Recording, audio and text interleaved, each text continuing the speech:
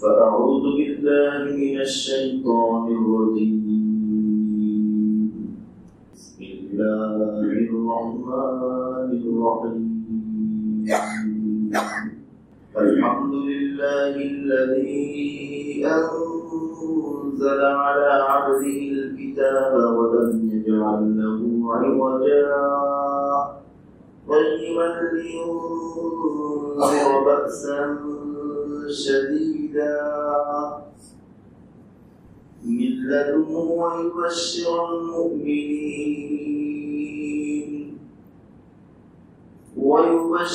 المؤمنين الذين يعملون الصالحات أن لهم أجرا حسنا صدق الله مولانا العظيم وصدق رسوله النبي الكريم ونحن على ذلك لمن الشاهدين والشاكرين والحمد لله رب العالمين اللهم صل على محمد وعلى آل محمد كما صليت على إبراهيم وعلى آل إبراهيم إنك حميد مجيد اللهم بارك على محمد وعلى آل محمد كما باركت على إبراهيم وعلى آل إبراهيم إنك حميد مجيد نستعين بالله ونتوكل عليه حسبنا الله ونعم الوكيل نعم المولى ونعم النصير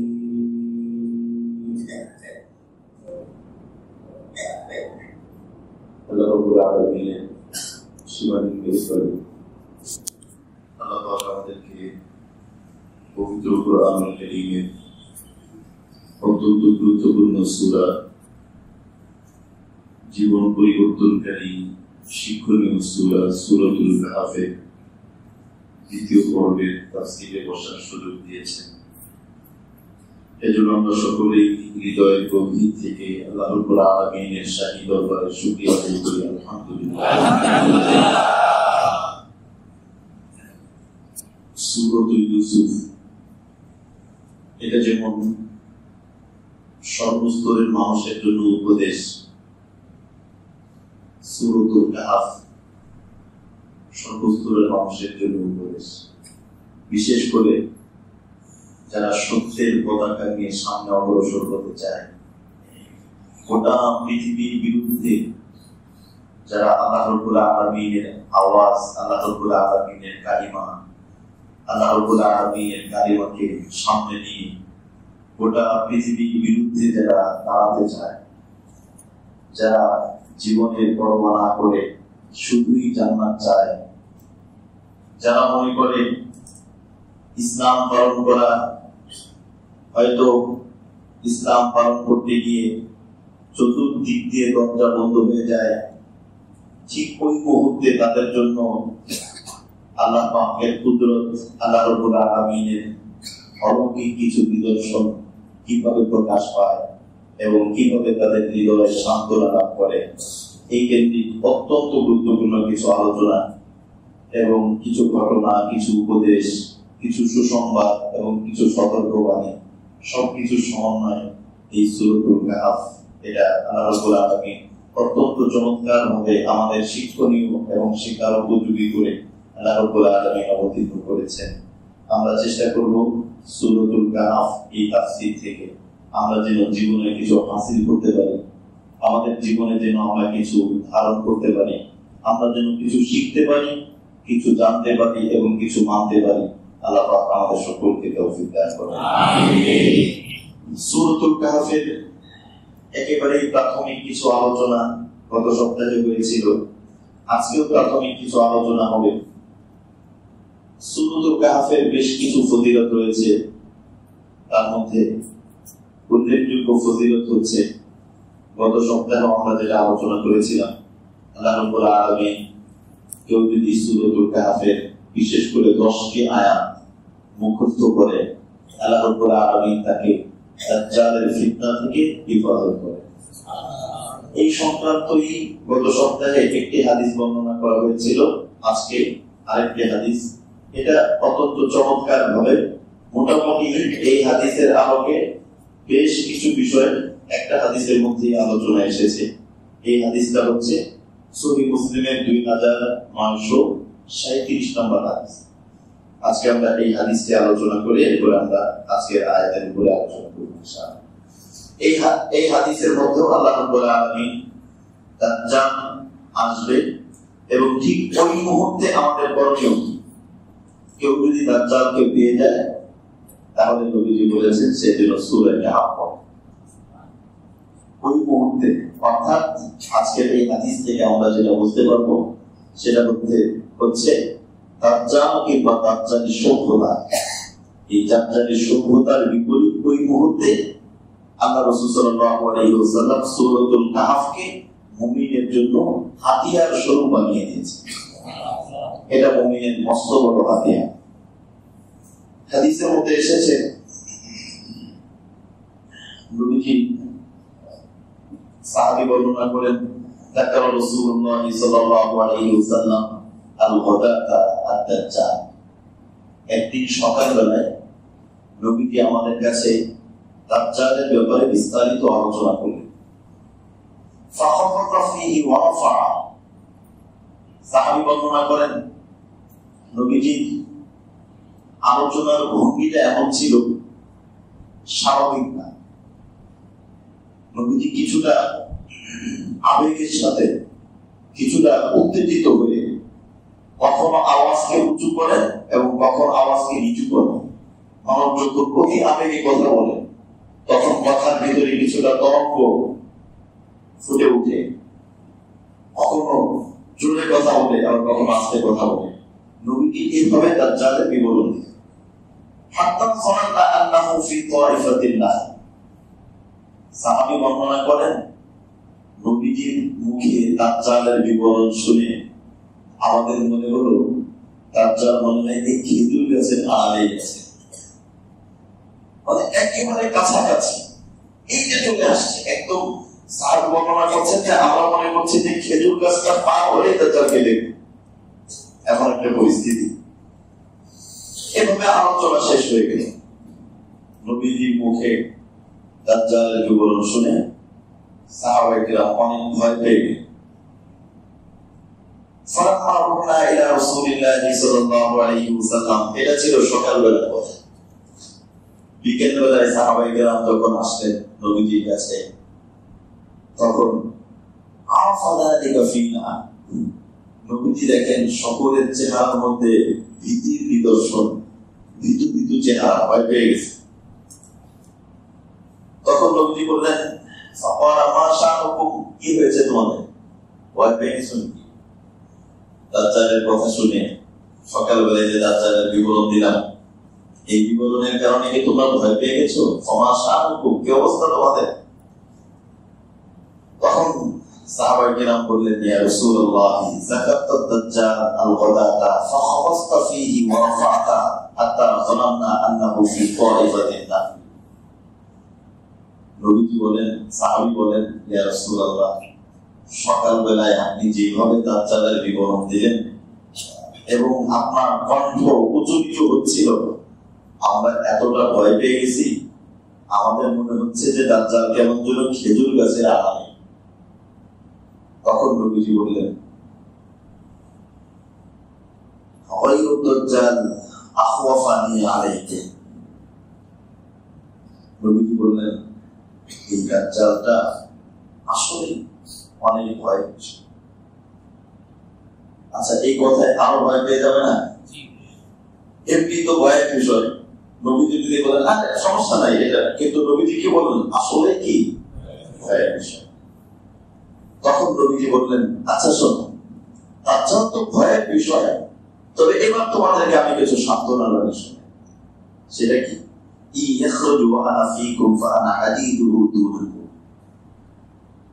সাহাবীরা কোন টেনশন করো না, যদি আমার জীবদ্দশায় দাজ্জাল এসে পড়ে তাহলে আমি তোমাদের পক্ষ থেকে আমি একাই দাজ্জালকে মোকাবেলা করার জন্য যথেষ্ট হয়ে যাব। আমি তোমাদের পক্ষ থেকে আমি দাজ্জালের মোকাবেলা আমি একাই যথেষ্ট, তোমাদের টেনশন করা লাগবে। আর যদি দাজ্জাল আসে এই অবস্থায় যে আমি থাকবো না, আমার অবর্তমানে যদি দাজ্জাল আসে,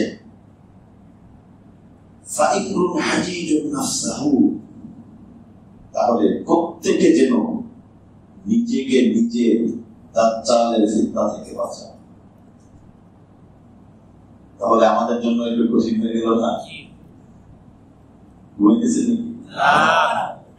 নবীজি যদি থাকতেন তাহলে দাজ্জালকে প্রতিহত করতেন কে? নবীজি। এখন তো নবীজি নাই, নবীজি বলছেন আমার অবর্তমানে আসলে প্রত্যেকে যেন নিজেকে বাঁচায়। তবে এখানে আরেকটা খুশির খবর, আল্লাহ নবী বলেছেন আমি যদি না থাকি তাহলে তোমরা একেবারে এতিম থাকবে না, তুমি শুধু চেষ্টা করবে দাজ্জাল থেকে বেঁচে থাকার জন্য, তুমি একটু স্বাভাবিকভাবে চেষ্টা করবে, বাকিটা আল্লাহু খলিফাতি আলা কুল্লি মুসলিম, আল্লাহ নিজ কুদরতে মুসলমানকে ইবাদত করবে।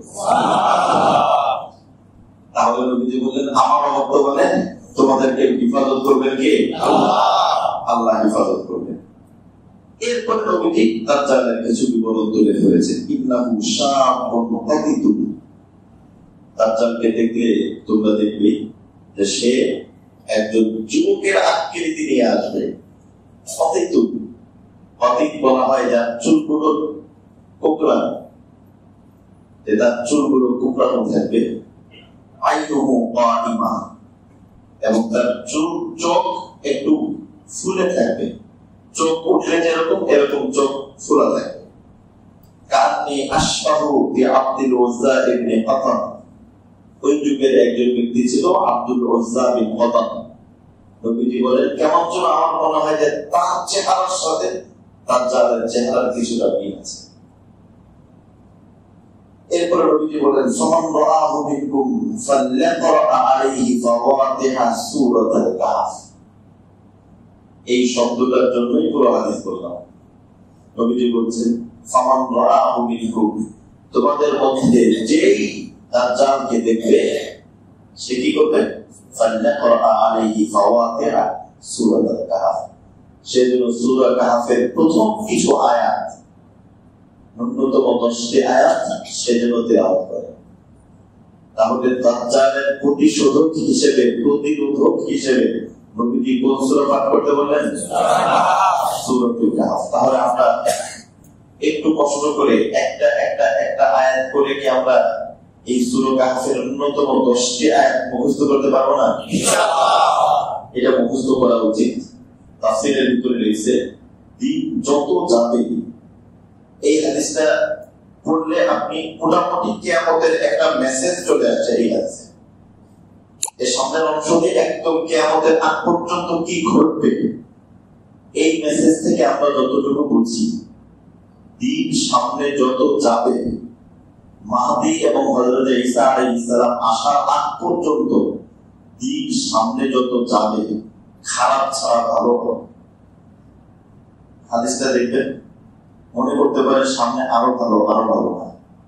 কারণ হচ্ছে নবীজি হচ্ছে নবুয়তি হচ্ছে সূর্য, নবীজি হচ্ছে হিদায়াতের সূর্য, হিদায়াতের আলোর পত্রিকা। এই আলো থেকে যত দূরে সরে আলো বাড়ে অন্ধকার বাড়ে। কথা বুঝতেছেন? নবীজি হচ্ছে হিদায়াতের আলো, সাহাবায়ে কিরাম একটু নবীজির সাথে, এজন্য ওনাদের জীবন পুরোটাই আনন্দের ঝলমলে ছিল। এরপরে একটু দূরে তাদের তো ঝলমলে ছিল, সাহাবাদের থেকে একটু কম। এরপরে তাদের তো ঝলমলে ছিল, তাদের থেকে একটু কম। এরকম যেতে যেতে যেতে যেতে যেতে যেতে যেতে যেতে যত দূরে যাবে অন্ধকারই বাড়বে, আলো বাড়বে। আপনারা হাদিস পুরোটা পড়লেই দেখবেন, সহিহ মুসলিমের হাদিস। এরপরে নবী কি বলেন, তো বলতেছিলাম যে ফিতনার যুগে আসবে। নবীজি বলছে কেমন ফিতনা জানো? ফিতনা বলছে তসবির দানা যদি সুতা কেটে দেওয়া হয়, তাহলে যেরকম একটার পর একটা পড়তে থাকে, একটা তসবির তার যদি সুতা কেটে দেওয়া হয় তাহলে কি গুনে গুনে পড়ে নাকি একসাথে পড়ে? নবীজি বলেছেন ফিতনা এরকম আসতেই থাকবে। মনে করবে এটাই মনে হয় শেষ, এটা শেষ হয়ে গেলে মনে হবে নতুন করে আবার শুরু হইল। আসতে থাকবে, ফিতনা আসতে থাকবে। এজন্য সূরা কাহফ তিলাওয়াত করলে এই উম্মতের সবচেয়ে বড় ফিতনা যে দাজ্জালি ফিতনা, এই দাজ্জালি ফিতনা থেকেও আল্লাহ যেরকম হেফাজত করেন, ছোট ছোট ফিতনা থেকেও আল্লাহ পাক তাকে হেফাজত করেন।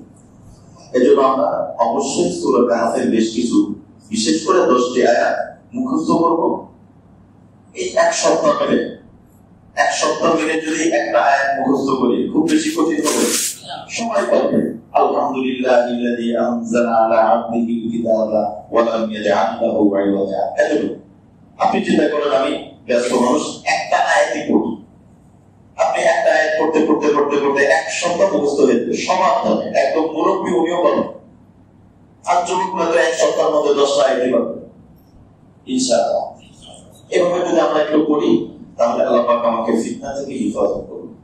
কারণ এই যে জামানা, শেষ জামানা এমন আসছে, নবীজি বলেছেন ফিতনা এমন হবে যে নাকি দেখতে যাবে, নবীজি বলেছেন যে নাকি ফিতনা দেখতে যাবে ও ফিতনা করে দেবে। আর শেষ জামানা এমন একটা সময় আসবে যে সময় কে মারলো আর কে মরলো, যে মরলো সে জানবে না আমি কেন মরলাম, আর যে মারলো সে জানবে না আমি কেন মারলাম।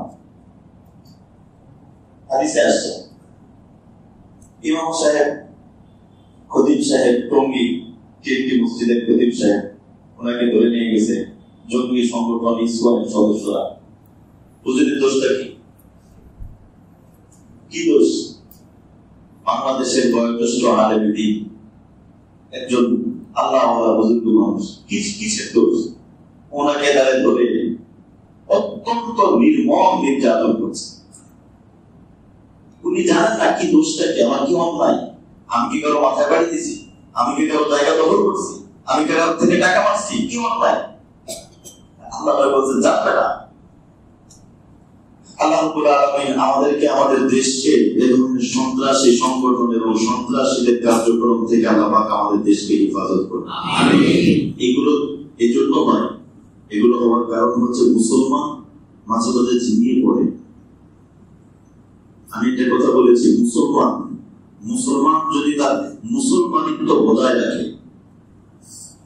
মুসলমান যদি তার ভিতরে ঈমানী স্পৃহা থাকে, মুসলমান সে যদি ঈমান নিয়ে খেলে, তাহলে কাফের মুশরিক মুসলমানদের নিয়ে খেলতে সাহস পাবে না। কিন্তু মুসলমান যখন ক্রিকেট খেলে, মুসলমান যখন ফেসবুক খেলে, মুসলমান যখন জুয়া খেলে, মুসলমান যখন গুনাহের মধ্যে ডুবে থাকে, এই সুযোগটাকে ইহুদি খ্রিস্টান এবং মুসলমানদের চরম দুশমন এই মানবন জাতি তখন মুসলমানদেরকে নিয়ে খেলে। এজন্য বিশেষ করে যুবকদের নিয়ে সূরা কাহফ, যুবকদেরকে বিশেষ করে বলছি, যৌবনকাল খেল তামাশায় কাটানোর সময় না।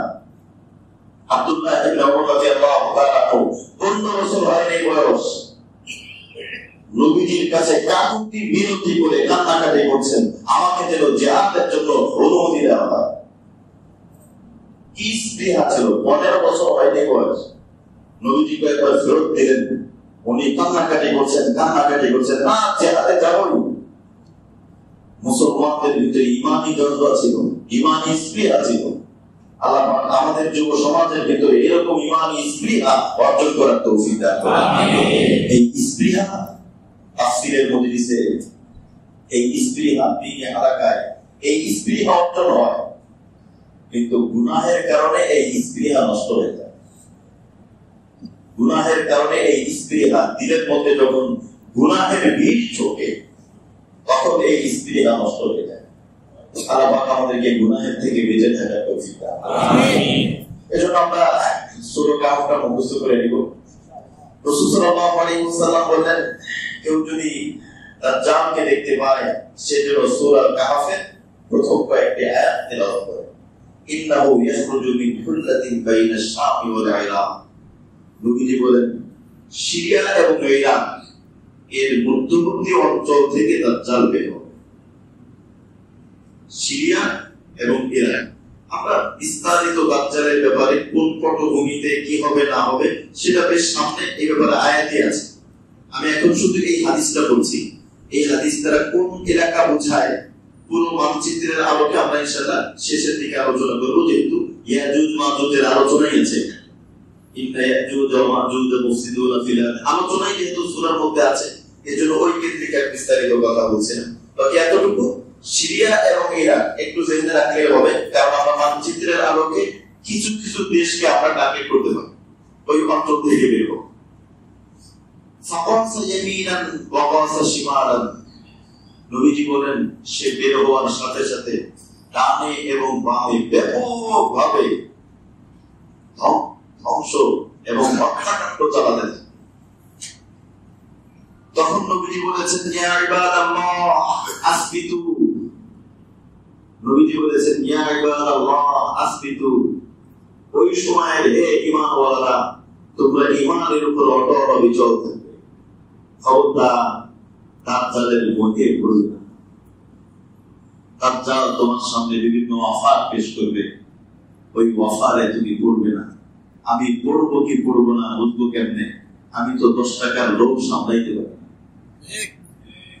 আমি তো সামান্য অফার সামলাইতে পারি না, একটা মেয়ের প্রেমের অফার সামলাইতে পারি না। দাজ্জাল তো সামনে সমুদ্র জান্নাতের মতো নাজ নিয়ামতের ভেলকি দেখাই দেবে, কল্পনা করা যায়? দাজ্জাল একদম জান্নাতের মতো নিয়ামতটা ভেলকি, ওই জাদুর মতো এরকম দেখাই দেবে।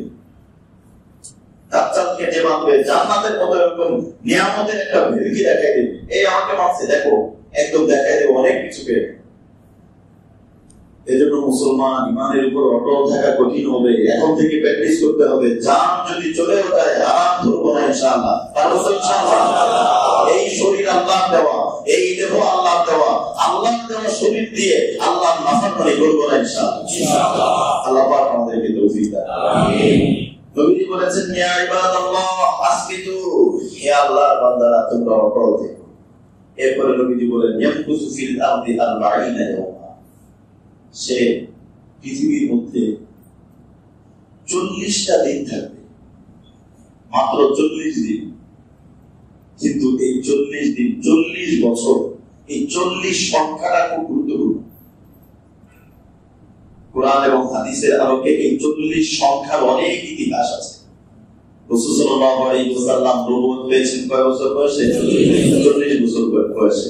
এবং মায়ের পেটে সর্বপ্রথম যখন বীর্য আকারে মানুষ থাকে কয়দিন? 40 দিন। রক্তের টুকরা হিসেবে থাকে কয়দিন? 40 দিন। গোশতের টুকরা হিসেবে থাকে কয়দিন? 40 দিন। 40-এর অনেক বিবরণ আছে। 40-এর বিবরণ দিয়ে আল্লাহ রাব্বুল আলামিন একটা স্পেশাল বছর 40 বছর, এজন্য যাদের বয়স 40 বছর আল্লাহ রাব্বুল আলামিন বলেছেন, হাত্তা ইদা বালাগা আশুদ্দাহু ওয়া বালাগা 40 সানা। যাদের বয়স 40 বছর পূর্ণ হয়েছে, এটা একটা স্পেশাল বয়স।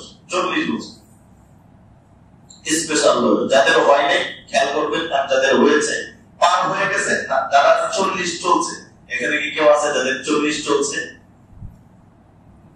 মাশাআল্লাহ। হাত্তা ইদা বালাগা আশুদ্দাহু বালাগা 40 সানাতান ক্বালা রাব্বি আউযি'নি আন আশকুরা নি'মাতাকা আল্লাতী আন'আমতা আলাইয়া ওয়া আলা ওয়ালিদাইয়া ওয়া আন আ'মালা সালিহান তারদা। আল্লাহ রাব্বুল আলামিন বলেন, বান্দার বয়স যখন 40 বছর হয়ে যায় 40 বছর হওয়ার পর সে আল্লাহর কাছে হাত উঁচু করে আল্লাহর কাছে সে কামনা করে যে আল্লাহ, আপনি আমাকে যে হায়াত দিয়েছেন, আপনার কাছে আমার স্পেশাল চাওয়া হচ্ছে আন আশকুরা নি'মাতাকাল্লাতী আন'আমতা আলাইয়া ওয়া আলা ওয়ালিদাইয়া ওয়া আন আ'মালা সালিহান তারদা। আমি যেন এমন ভালো আমল করতে পারি যেই আমলে আপনি খুশি হয়ে যাবেন। এইভাবে যদি কোনো মানুষ দোয়া করে, জীবনের টার্গেট রাখে, রব বলেন ওই বান্দার উপর আমি খুশি হয়ে যাই। সুবহানাল্লাহ। এজন্য 40 বছর খুব গুরুত্বপূর্ণ একটা বছর। 40 দিন, 40 সংখ্যা নেই, আর অনেক আছে। আমি 40 নিয়েই জীবন সময়টা আলোচনা করেছিলাম। 40 সংখ্যার উপরে অনেক ইতিহাস আছে। 40 এজন্য দাওয়াতের মেহনতে কি বলা হয়? 40 দিন। 40-এর ভিতরে একটা সৃষ্টির পরিবর্তন হয়। 40-এর ভিতরে একটা সৃষ্টির পরিবর্তন হয়। 40-এর পরে এটা এটা এটা এটা। এজন্য বড়দের অভিজ্ঞতা হলো 40টা দিন। হযরত মুসা আলাইহিস সালাম তাওরাত আনার জন্য গিয়েছিলেন কয়দিন? 40 দিন। প্রথমে 30, এরপরে 10 বাড়ানো হলো। এজন্য ফুকাহায়ে কেরাম বলেন রাসূল সাল্লাল্লাহু আলাইহি ওয়াসাল্লাম হীরা পর্বতে ছিলেন কোন কোন বর্ণনায় 40 দিন। এজন্য বুজুর্গানে দিন ওনাদের অভিজ্ঞতার আলোকে বলেছেন যে 40 দিনের ভিতরে যেরকম মানুষের একটা আকৃতি পরিবর্তন হয়, কোন মানুষ যদি নিজের বাড়ি ঘর ছেড়ে আল্লাহর রাস্তায় বের হয়ে 40টা দিন যদি সে মেহনত মুজাহাদা করে, আশা করা যায় তার ভিতরে ঈমান এবং আমলের পরিবর্তন হয়ে যাবে। সুবহানাল্লাহ। এটা উলামায়ে কেরামের অভিজ্ঞতা। এটা তো অভিজ্ঞতা। কেউ কেউ বলে এটা কোথায় পেয়েছেন? এটা তো অভিজ্ঞতা। 40-এর একটা বিবরণ অনেক হাদিসে আছে। আমি সাধারণত হাদিসের বাইরে কথা একটু কম বলার চেষ্টা করি, যেগুলো বলে হাদিসের আরো বিবরণ। এটা উলামায়ে কেরামের অভিজ্ঞতা। বাকি প্রত্যেক 40-40-এর একটা বিশেষ একটা গুরুত্ব আছে। যাই হোক, নবীজি বললেন 40 দিন থাকবে। 40টা দিন কেমন হবে? ইয়াউমুন কাসানাতিন।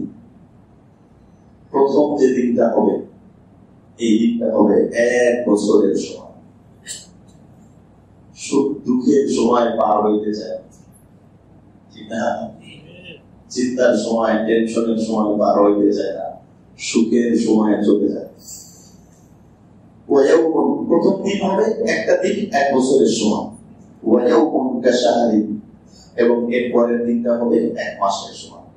ওয়ায়াউমুন কাজুমাতিন। এরপরের একটা দিন হবে 1 সপ্তাহের সময়। প্রথম দিন 1 বছর, এরপরে হলো 1 মাস, এরপরে হলো 1 সপ্তাহ। এরপরে যে দিনগুলো ওয়াসাইউ আইয়ামিহি কাইয়ামিকুম নাহাদি। এর পরবর্তী প্রত্যেকটা দিন স্বাভাবিক দিনের মতোই হবে। সাহাবায়ে কেরাম বললেন, ইয়া রাসূলুল্লাহ, ফাবিদালিকাল ইয়াউম আল্লাযী কাসানাতিন আতাকফিনা ফীহি সালাতু ইয়াউমিন। দেখছেন সাহাবায়ে কেরামের ঈমান কোথায়? আমরা ভয় করতেছি দাজ্জালের ভয়াবহতা নিয়ে, আর সাহাবায়ে কেরাম প্রশ্ন করছেন যে দিনটা নাকি 1 বছরের মতো হবে, ওই দিনে নামাজ পড়ব কি 1 দিনের না 1 বছরের? ওনাদের নামাজ নিয়ে প্রশ্ন, নামাজ কেমনে পড়বো? সাহাবায়ে কেরামের নামাজই নামাজ নিয়ে পেরেশানি, যে একটা দিন হয়ে গেলে, দিন তো এক, সময় তো লম্বা, এজন্য একদিন হিসেবে নামাজ কি 5 ওয়াক্ত নাকি সময় যেহেতু 1 বছরের মতো, এজন্য 1 বছরের যত নামাজ ওরকম নামাজ পড়বো। নবীজি কি বলেন? আতদিরু লাহু কদরাহু। না, সময়ের হিসেবে নামাজ পড়বো, একদিনের না, সময় হিসেবে। মানে স্বাভাবিকভাবে ফজরের নামাজের থেকে জোহরের নামাজের যতটুকু গ্যাপ, এরকম গ্যাপের পরে জোহর, এরপর আর একটু গ্যাপের পরে মাগরিব, এইভাবে অনুমান করে করে করে করে নামাজ পড়বো। একদিন এরকম ফিতনা, এরকম ভয়ঙ্কর দিনেও নামাজ না হয়, আর আমরা সুস্থ সবল ভালো অবস্থায় নামাজ পড়ি। আল্লাহ পাক মুসলমানদেরকে নামাজের উপর যত্নবান হওয়ার তৌফিক দান করুন। আমিন। অথচ ইমাম আহমদ ইবনে হাম্বল বলেছেন, কেউ যদি ইচ্ছাকৃতভাবে নামাজ ছেড়ে দেয়, ও আর মুসলমান থাকে না, সে কাফের হয়ে যায়। একদম স্পষ্ট। এবং অনেক অনেক ওলামায়ে কেরাম কিন্তু তার সাথে একমত যে ইচ্ছা করে নামাজ ছাড়লে ও মুসলমান থাকে, ও কাফেরই হয়ে যায়। আরো অনেক বর্ণনা আছে, তবে আহলে সুন্নাত ওয়াল জামাত বলে যে একেবারে কাফের হয় না, তবে কাজটা কাফেরের মতোই করে। এরপরে নবীজি বললেন, ইয়া রাসূলুল্লাহ, ওয়া মা ইসরাহু ফিল আরদ। সে জমিনের মধ্যে যে চলবে, পৃথিবীর মধ্যে যে চলবে, তার চলার গতিটা কেমন হবে? তখন নবীজি বললেন, কাল বাইস ইস্তাতরাহু দিয়ে, মেঘ, প্রচন্ড বাতাসের ভিতরে মেঘ যেরকম দ্রুত চলে এবং দ্রুত মেঘ চলে, সেরকম মেঘের মতো দ্রুত গতিতে চলতে থাকে।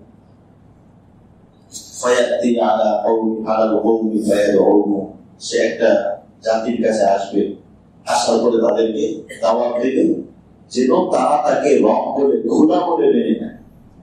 এই দাওয়াত দেবে। তারা তার ভেলকি দেখে ভেলকিতে পড়ে যাবে। ভেলকি থেকে বেঁচে থাকা অনেক কঠিন। মাঝে মাঝে দেখা যায় ঢাকা শহরে কয়েক বছর পর পর বিভিন্ন ভেলকি আসে। রাস্তার পাশে বিশাল বড় পর্দা দিয়ে বিভিন্ন খেলার ভেলকি চলে না এরকম? মুসলমান নামাজ বাদ দিয়ে, রমজান মাসে তারাবি বাদ দিয়ে ওই ভেলকির দিকে মানে ফেল করে দেখায়। এবং এমনও দেখা গেছে ওই ভেলকিতে দেখায় বড় খেলোয়াড়, ওই একেবারে বড় শয়তান না, ওর হেল্পার, একেবারে বড় শয়তান তো আছে, ওর হেল্পার যে ওই হেল্পার একবার বাংলাদেশে আসছিল, বড় শয়তানের পরেটা ঢাকা শহর জ্যাম পড়ে গেছিল তার মুবারক চেহারা এক নজর দেখার জন্য। আপনারা জানেন না এগুলো? বড় শয়তানের পরেরটা মানে একদম সবচেয়ে বড় যে ওর পরেরটা আসছিল দেশে, তাকে দেখার জন্য মানে এয়ারপোর্ট পর্যন্ত লোকজন যে ছোটাছুটি, আমি একদম বলছি সেম দরকার আসছে এমনই হবে, একদম এমন। অথচ এমন একটা রাষ্ট্র, যে রাষ্ট্র মুসলমানদের বিরুদ্ধে ভোট দেয়, এমন একটা রাষ্ট্র যে রাষ্ট্র ইসলামের নিষেধ করে, এমন একটা রাষ্ট্র যে রাষ্ট্রের ভিতরে এবং যার জন্য পাগল সে আমার নবীকে মানে না। অনেক ব্যথা লাগার কথা এগুলো। যার জন্য যার সাথে মিলে একটা সেলফি নেওয়ার জন্য কি পরিমাণ মারামারি, শুধু তার সাথে, তাও কিন্তু বড়টা মাঝারি মানে বড়টার পরেরটা, বড়টা আসলে কি হয়ে থাকে, বড়টার পরেরটার সাথে একটা ছবি নেওয়ার জন্য কি পরিমাণ মারামারি।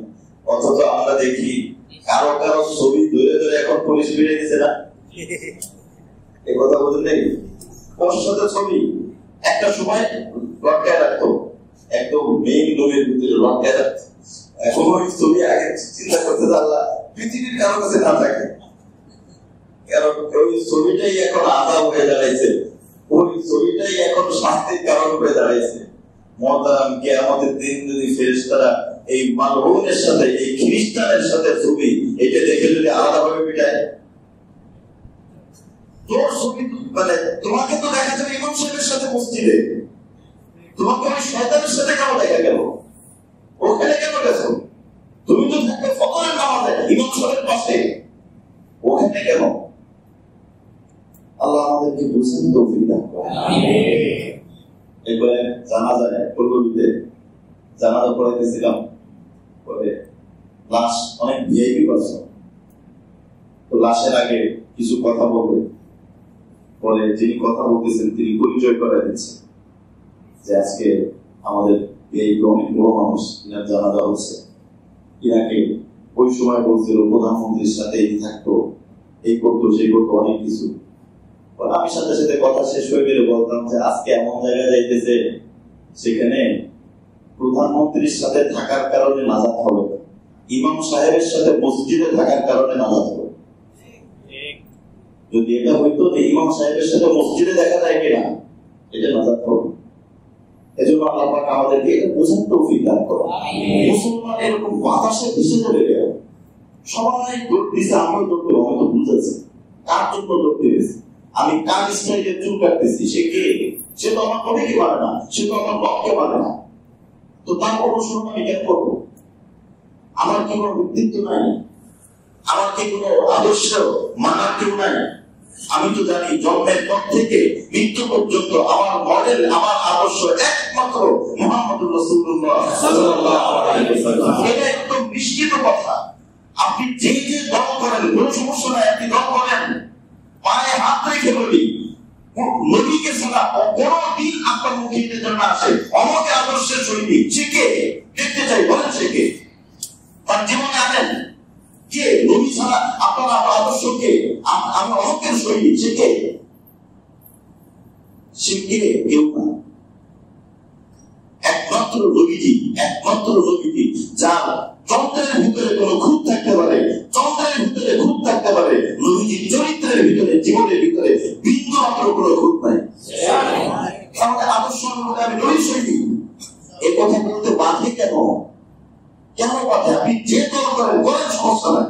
দল আগে না ইসলাম আগে, দল পরে দল যাবে না, কেউ যাবে না। দলের কোন নেতা নেত্রী কখনো যদি একদিন থাকে আপনি তার সৈনিক বলেন, একদিন আপনি চলে গেছেন কবরে, আপনার নেতা একদিন আপনার পাশে জুড়ে আছে, জানাতেও তো দেয় না, আপনি জানাতে পড়তে তো পারে না, দুয়া যায় না, কিছু করে দেখায় থাকে। আল্লাহ আমাদেরকে বুঝার তৌফিক দান করুন। এজন্য দিনের কথা, আমি সৈনিক, আমি কার সৈনিক? আল্লাহর সৈনিক। আমার আদর্শ, আমার মডেল হচ্ছে রাসূল সাল্লাল্লাহু আলাইহি ওয়াসাল্লাম। আমি যদি স্লোগান দেই, আমি যদি জীবন দেই, আমি এটা বলবো নবীর সৈনিক, নবীর আদর্শ বাস্তবায়নের জন্য প্রয়োজনে জীবন দিব। তাহলে ওই জীবনের দাম আছে। শুধু কারণে অকারণে জীবন দিলেই দাম বেড়ে যায় না। চোর পান খেয়ে মারা গেল, কি লাভ? একটা চোর চুরি করতে যে পিঠের খেয়ে মারা গেল, ওই জীবন দিয়ে কি লাভ আছে? আল্লাহ রাব্বুল আলামিন আমাদেরকে বোঝার তৌফিক দান করুন। আমি যে যাই করি, বাকি আমার মডেল, আমার আদর্শ, আমার চুল কাকে ফলো করব? নবীজিকে। আমার পোশাক কাকে ফলো করব? নবীজিকে। সবকিছু নবীজিকে ফলো করব। তাহলে এই জীবন সুন্দর হবে, এই জীবন আল্লাহ রাব্বুল আলামিনের কাছে মকবুল হবে। শুধু নামটা, শুধু নাম দেখে কত মানুষ কত কিছু কিনে। আপনি একটা মোবাইল কিনতে যাবেন, মোবাইল ধরেও দেখেন আইফোন, আইফোনটা দেখার সাথে নিশ্চয়ই ভালো জিনিস, এরকম না? শুধু নাম, কোম্পানির নামে মানুষ জিনিস কিনে দেয়। তো মৃত্যুর পরে আল্লাহ রাব্বুল আলামিনের কাছে একটা কোম্পানি খুব ফেমাস এবং খুব গ্রহণযোগ্য, সেটা হচ্ছে সুন্নাহ, মেড ইন সুন্নাহ। বাস এটা আল্লাহর কাছে মকবুল। মরার পরে যদি দেখে এটা made in Sunnah, made in Medina, এটা মদিনাওয়ালার শৈলী, এটা মদিনার সাথে, মদিনাওয়ালার সাথে মিলে যায়, এটা নবীর সাথে মিলে যায়, আল্লাহ রাব্বুল আলামিনের কাছে ওই ব্যক্তি, ওই জীবন অবশ্যই আল্লাহর কাছে মকবুল, গ্রহণযোগ্য হয়ে যাবে। আল্লাহ পাক আমাদেরকে এরকম জীবন অর্জন করার তৌফিক দান করুন। আমিন। তো নবীজি বললেন, সে যখন চলবে, ফায়াতি আলাল কওম ফায়াদউ, ওই দাজ্জালের এনকিতে পড়ে যাবে এবং কিছু মানুষ তার উপর বিশ্বাস স্থাপন করে তাকে মেনে নেবে। দাজ্জাল কি করবে? ফায়াকুল সামা ফাতুতির, দাজ্জাল আকাশকে বলবে, এই আকাশ, এই কি সবগুলোই করে একটা কি জাদু, চোখের ধোঁকা। আকাশকে বলে, আকাশ বৃষ্টি বর্ষণ করো, সাথে সাথে বৃষ্টি বর্ষণ করবে। সবাই দেখবে, হাইলে কত বড় নেতা, তার কথায় বৃষ্টি নামতেছে এবং বৃষ্টির পরে অনেক ফসল উৎপন্ন হবে, অনেক ফসল।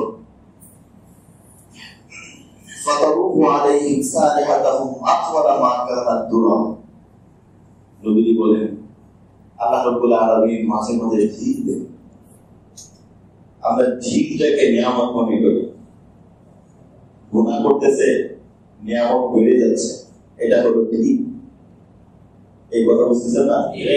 ঢিল কাকে বলে? একটা মাছ শিকার করার জন্য বড়শির মাথায় একটু আঘাত দিয়ে দেয়। ওই আঘাত যখন মাছের মুখের মধ্যে পড়ে, মাছ চিন্তা করে, আল্লাহ কি মেহেরবান, খাবার মুখের কাছে নিয়ে আসছে। এই কত বড় মেহেরবান, মানে খাবারটা মুখের কাছে, কষ্ট যেন না হয়, দেখতে আমার সমস্যা হয় কেন, এই জন্য মাথার কাছে বারবার দেখাই দিচ্ছে। ওটা কি খাবার না ঢিল? সে খেয়ে ফেলে, খাওয়ার পরে যা হয় সেটা তো বলি। কোন মানুষ যদি গুনাহের কাজ করে, গুনাহের কাজ করার পরে যদি গুনাহের আরো অফার আসে, বাহ্যিক দুনিয়ার নিয়ামত যদি আরো বেড়ে যায়, তাহলে বুঝতে হবে এটা হলো গুনাহের শাস্তি এবং দিন, যার ফলাফল একটু পরেই প্রকাশ করে। আর ঢিল হচ্ছে এমন একটা জিনিস, ঢিলের পরের যেটা হয় সেটা হলো চূড়ান্ত শাস্তি। তো এরকম ঢিল দিবে। আল্লাহ নবী বলেন ফাতারুহু আলাইহিম সালিহাতুহুম আতওয়ালা মা কানাত দুরামা। যারা দাজ্জালের উপর ঈমান আনলো, সকালবেলায় তাদের গবাদি পশু যে অবস্থায় বের হয়েছে, সন্ধ্যার সময় দেখে প্রত্যেকে হৃষ্টপুষ্ট হয়ে আরো অনেক মোটা তাজা হয়ে আসে।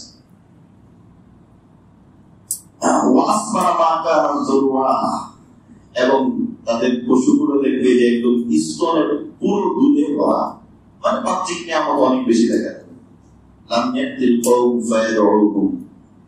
আর এই দাজ্জাল এরপরে আর এক সম্প্রদায় তাদের কাছে যাবে,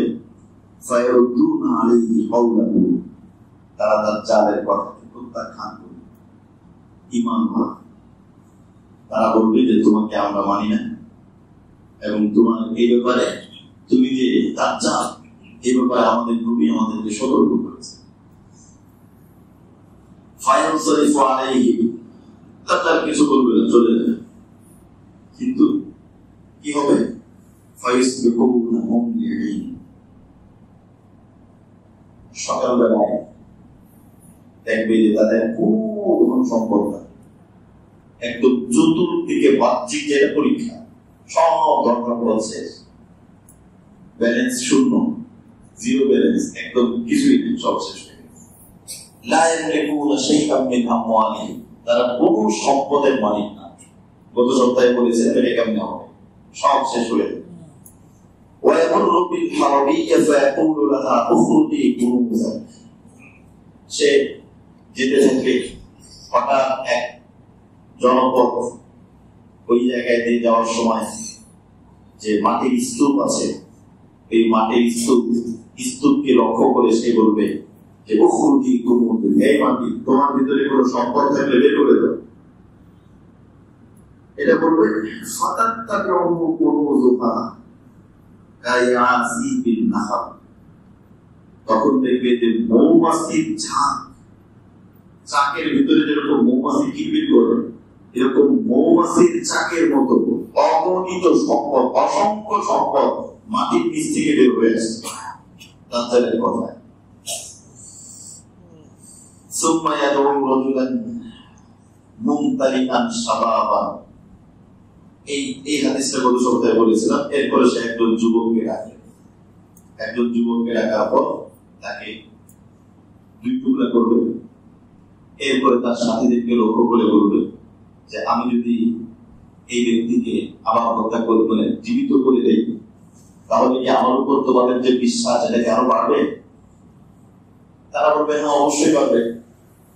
তখন সে নির্দেশ দিবে, সাথে সাথে ওই ব্যক্তি আবার জীবিত হয়ে, জীবিত হওয়ার পর ওই ব্যক্তি বলবে এখন আমার আরো নিশ্চিত হয়েছে যে তুই দাজ্জাল, কারণ আল্লাহ নবীর এই হাদিসটাই আছে যে সে এরকম করবে, এজন্য তুই যে দাজ্জাল, আমার কোনো সংশয় নাই।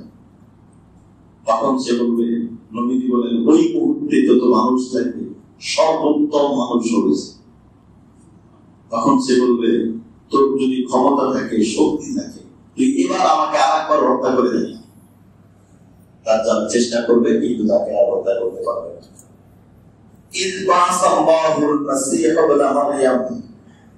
ঠিক ওই মুহূর্তে দাজ্জাল এরকম হত্যাকাণ্ড চালাচ্ছে। ঠিক এই মুহূর্তে আল্লাহ রাব্বুল আলামিন হযরত ঈসা আলাইহিস সালামকে পাঠাবেন। ফায়ানজিলু ইনদাল মানারাতিল বাইদা আশ-শারকি দিমাশকের যে সাদা মিনারওয়ালা মসজিদ, ওই মিনারওয়ালা মসজিদে হযরত ঈসা আলাইহিস সালাম অবতীর্ণ করবেন। বাইনা মাহরুবাতাইন, তিনি হালকা হলুদ রঙের দুটি পোশাক, একটা পরনে একটা গায়ে জড়ানো, এরকম হলুদ রঙের, হালকা হলুদ রঙের দুটি পোশাক পরে তিনি অবতরণ করবেন। ওয়াদিআন কাফাইহি আলা আজনিহাতি মালাকাইন, দুইজন ফেরেশতার কাঁধের উপর ভর করে হযরত ঈসা আলাইহিস সালাম অবতীর্ণ হবেন। ইয তাকতা রাসুহু কতরাহা, তার মাথা, হযরত ঈসা আলাইহিস সালামের মাথা দিয়ে পানির ফোঁটা, গোসলের পরে, মানে কেবল গোসল করে নামছেন, গোসলের ফোঁটা, মানে গোসলের পর চুল থেকে ফোঁটা টপকে টপকে পড়ছে, এই অবস্থায় তিনি নামবেন। وإذا رفعه تساقط منه جمان كاللؤلؤ যখন তিনি মাথা উঁচু করবেন দেখতে এতটা সুদর্শন মনে হবে, কেমন যেন মনে হবে যে মুক্তোর মতো একদম তার চেহারা ঝলমল ঝলমল করছে, এবং তার চুল দিয়ে যে পানি পড়ছে এটা মুক্তার মতো এরকম চিকচিক চিকচিক করবে। فلا يحل للكافر يجد نفسه إلا مات। এখানে আরো বর্ণনা আসছে, এই হাদিসে খুব সংক্ষেপে আসছে। তখন ওই সময়ের যিনি মুসলিমদের ইমাম হবেন, মুসলিমদের নেতা থাকবেন মাহাদি, উনি তখন নামাজ পড়ানোর জন্য ফজরের নামাজ বা কেউ বলছেন আসরের নামাজ, এটা আমরা বিস্তারিত আলোচনা করবো। নামাজের জন্য উনি যেতে থাকবেন। তখন ঈসা ইবনে মারইয়াম উনি আসার সাথে মুসলিমদের যিনি ইমাম থাকবেন তিনি বলবেন যে আপনি নামাজ পড়ান। তখন ঈসা আলাইহিস সালাম বললেন যে না, নামাজ আপনিই পড়াবেন, আমি তো উম্মত হয়ে আসছি। নবীজি বলেন ওই সময় কেমন লাগবে যে তোমাদের এই আমার উম্মতের পিছনে নামাজ পড়বেন একজন নবী। ইমাম হচ্ছেন আমার উম্মত আর মুক্তাদি হলো নবী। বাকি একসাথে জিহাদি কার্যক্রম পরিচালনা করবেন একসাথে। আল্লাহ রাব্বুল আলামিন হযরত ঈসা আলাইহিস সালামকে এমন ক্ষমতা দিবেন, তার নিঃশ্বাসের ছোঁয়া, কোন এক বর্ণনায় আসছে তার চোখের পাওয়া এত দিবেন যে সে তাকাইলেই এর ভিতরে কাফের থাকলে এই নিঃশ্বাসের ছোঁয়া অথবা চোখের পাওয়ারে কাফের অটোমেটিক মারা যাবে। হযরত ঈসা আলাইহিস সালাম ওয়ায়ানতাহি হাইসু ইয়ানতাহি তারফুহু, এবং তার নিঃশ্বাস কতটুকু পর্যন্ত পৌঁছাবে যতটুকু চোখের দৃষ্টি পৌঁছাবে। সুতরাং বুঝে গেল শুধু তাকাইলেই, শুধু বসে থেকে তাকাইলেই মাঝখানে সব শেষ।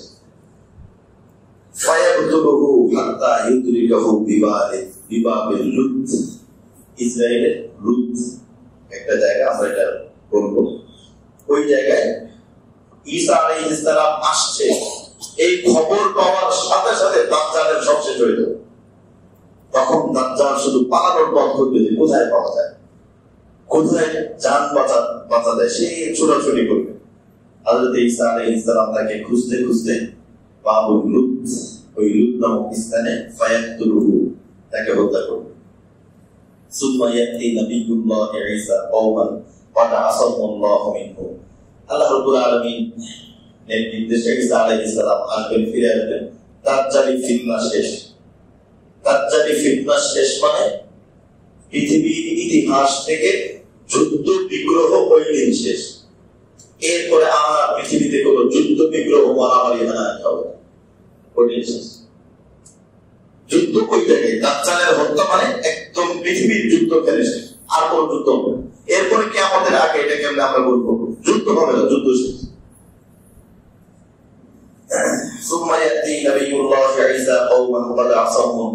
এরপরে ঈসা আলাইহিস সালাম আসবেন একটা জাতির কাছে, আল্লাহ রাব্বুল আলামিন যাদেরকে দাজ্জালের ফিতনা থেকে হিফাজত করেছে এরকম নিরাপদ একটা জাতির কাছে আসবেন।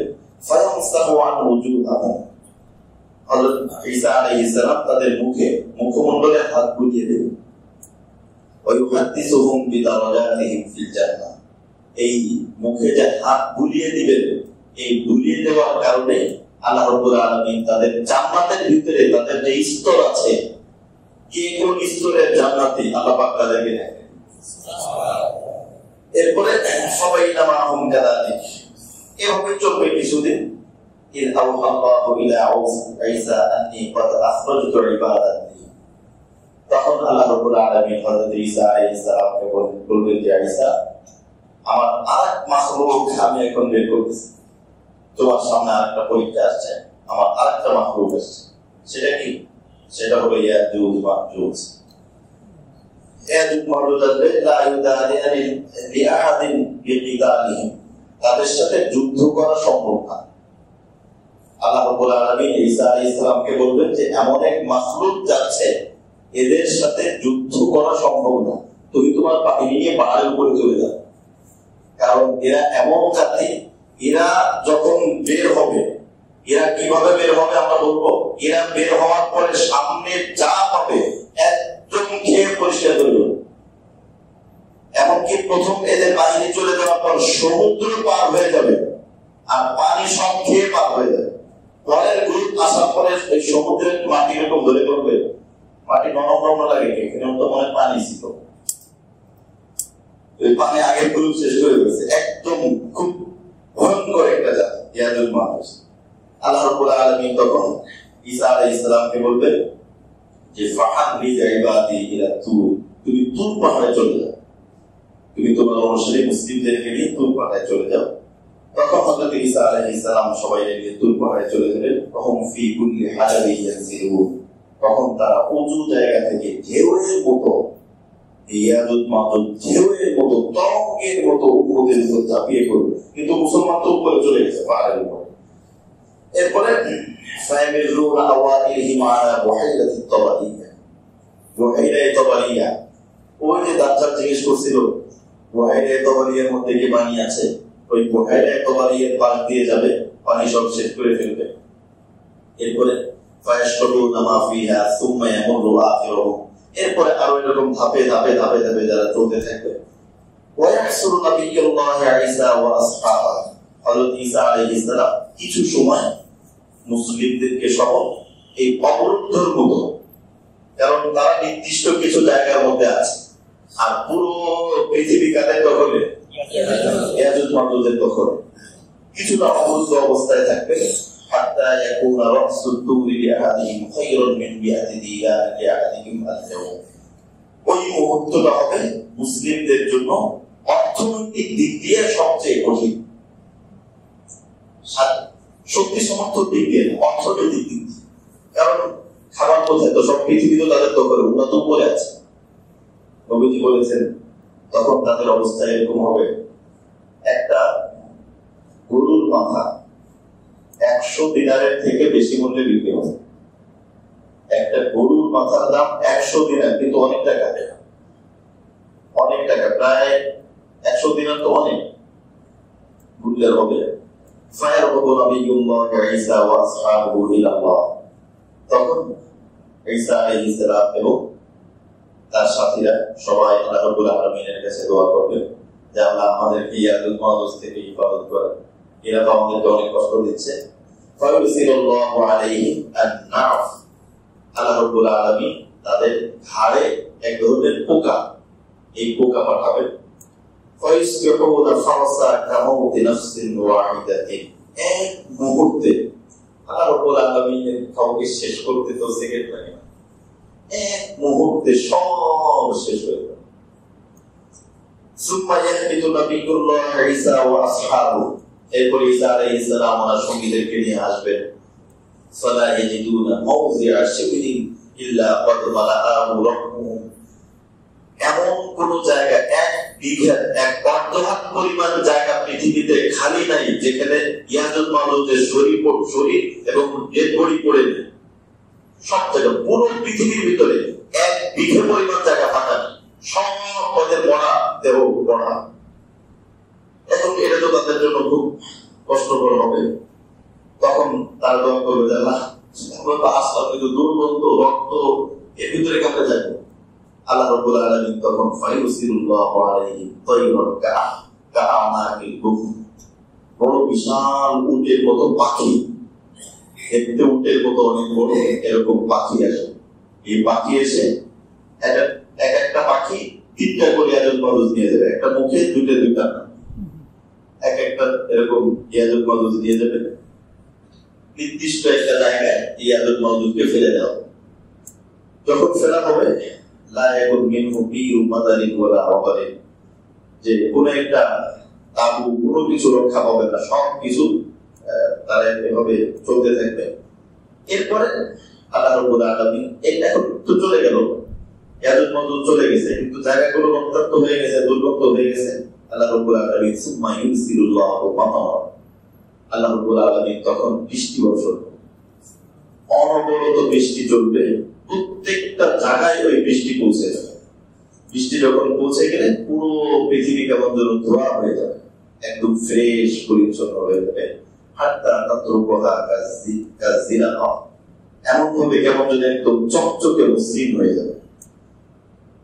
এই সময়টা হবে পৃথিবীর সবচেয়ে সোনালী যুগ, যে যুগের পৃথিবীর ভিতরে সোনালী যুগ বলতে নবীজির যুগ তো সোনালী যুগ, কিন্তু ওই সময়টা সোনালী এই অর্থে যে তখন 100% নামাজে এই পৃথিবীর মধ্যে যে কয়জন মানুষ ওই কয়জন নামাজ, একজন লোক বেনামাজি, একজন লোক বেআমল না, মানে যে কয়জন মানুষ প্রত্যেকে মুত্তাকি, প্রত্যেকে আল্লাহ, প্রত্যেকে বোঝাবে, কারণ বিপরীত কেউ নাই, সব চলে গেছে। যখন এই অবস্থা হবে, ঈসা আলাইহিস সালাম এবং ওনার সঙ্গীরা যারা আছে সবাই মুত্তাকি, বুজুর্গ, আল্লাহ আল্লাহ রাব্বুল আলামিন তখন বলবেন, জমিন কি বলবে, আম্বিতি তামারকা ওয়া তুল বারাকাতি, হে জমিন, আমি গুনাহের কারণে বরকতকে ছিনিয়ে নিয়েছিলাম, এখন তো গুনাহ নাই, আমার নাফরমানি নাই, তোমার মধ্যে যত বরকত আছে সব বরকত তুমি বের করে দাও। সুবহানাল্লাহ। জমিন তখন তার ভিতরে যত বরকত আছে সব বরকত বের করে দেবে। নবীজি বলেন, হাত্তা তাকুলা ইসাআতু মিনাল যুলমা ফাতাশবিউহুম, সেদিন এক দল মানুষ একটা ডালিম বেদানা, একটা ডালিম ফল খেয়ে শেষ করতে পারবে না। সুবহানাল্লাহ। কি পরিমাণ বরকত হবে। ওই বারাকাল্লাহু ফিল রাসূল, আল্লাহ রাব্বুল আলামিন দুধের ভিতরে বরকত দান করবেন। হাত্তা ইন্নাল রাহহাতা মিনাল ইবিল তাকফিল মানাম মিনাল আরদ, যে একটা উটের যে দুধ হয় সেটা একজন লোকের জন্য একটা উটের দুধই যথেষ্ট হয়ে যায়। লুকমাতু মিনাল গনাম তাকফি আল ফাকির, এবং ভেড়ার একটি দুধ একটা পরিবারের জন্য যথেষ্ট হবে। এভাবে চলতে থাকবে সবচেয়ে ভালো একটা যুগ। এই ভালো অবস্থায় চলতে থাকবে, চলতে চলতে চলতে চলতে দুনিয়ার নিয়ম হলো যে কোনো জিনিস যখন পরিপূর্ণ হয়ে যায় তখনই সেটা ধ্বংস হয়ে যায়। আর কামালে আল্লাহ পাকের নিজাম আছে যে কোনো জিনিস পরিপূর্ণ হয়ে গেলেই তখন সেটা শেষ হয়ে যায়। আল্লাহ রাব্বুল আলামিনের মানসা সবাইকে দ্বীনের পথে আনা, সবাই আল্লাহকে ডাকুন। ওই সময় 100% লোক মুত্তাকি। আল্লাহ রাব্বুল আলামিনের পরীক্ষা যেটা মাকসাদ ছিল, পরীক্ষা নেওয়া শেষ। এবার আল্লাহ রাব্বুল আলামিন ধীরে ধীরে ধীরে ধীরে ধীরে কিয়ামতের দিকে যাবেন। এরপরে কি হবে?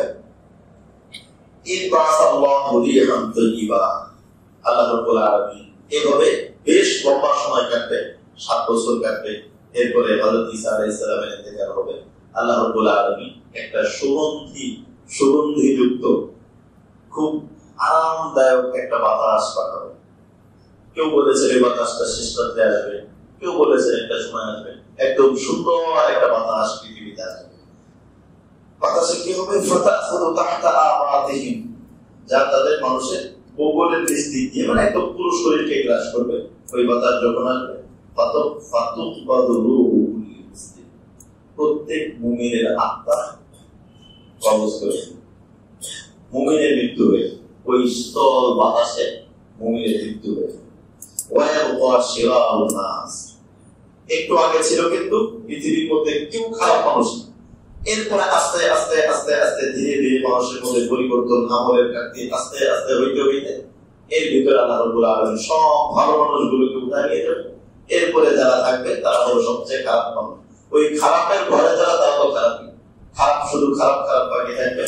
রাসূল সাল্লাল্লাহু আলাইহি ওয়াসাল্লাম বলেন, ইয়াদাহা রাজুলুন কাতাহারুল হুমুল, গাধার মতো তারা বসবাস করবে, মানে প্রাণীদের মতো, প্রাণী যেরকম বসবাস করে ওরকম বসবাস করবে। ফাআলাইহিম তাকুমুস সালাহ, এই লোকদের উপরই কিয়ামত সংঘটিত হবে। তাহলে আমরা দীর্ঘ একটা হাদিস থেকে লম্বা একটা বিষয় চলে আসলো, কিভাবে ধীরে ধীরে ধীরে ধীরে সহিহ মুসলিমের এই হাদিসের মধ্যে বেশ কিছু আলোচনা চলে আসছে। আমরা আজকের আলোচনা থেকে যেটা বুঝতে পারলাম সেটা হলো দাজ্জালের ফিতনা অনেক বড় হবে। দাজ্জালের ফিতনা থেকে বাঁচার জন্য আমাদেরকে সূরা কাহফ তেলাওয়াত করতে হবে। এরপরে আরো কিছু বিষয় আছে।